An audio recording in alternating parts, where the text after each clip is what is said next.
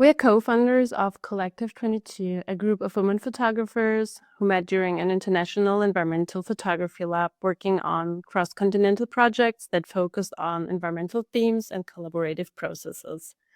Archive 22 was created from biweekly calls, personal archives, digital co-working boards, WhatsApp voice notes, funny ideas, and long ongoing conversations about our experience living the sixth mass extinction, how non-human species are represented, and how we can use our images in art-focused conversation.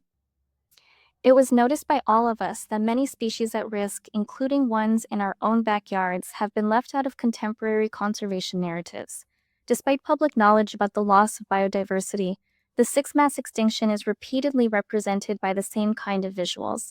Either they feature so-called classic documentary images of whales, big cats, melting icebergs, and the like, all of which are important and necessary images, or they prioritize the pretty picture for calendar-like, now social media nature content that aestheticizes the species instead of creating a deeper relationship with them. Our project aims to fill in that visual gap, and our continued work in the field is an act of building relationships with underrepresented species in our natural world. Within the collective, exchanging our personal experiences shifted the conversation from just the species to the presence and circulation of their images. What happens when an image moves through different systems, resolutions, and technologies? We read and discussed ideas by Walter Benjamin, who wrote about the mechanical reproduction of images, and later encountered Hito Steyrl's idea of the poor image, an imperfect, low-resolution image that circulates quickly in compressed, degraded, copied form. Archive 22 combines these theoretical ideas with our creative image-making process, which looks something like this.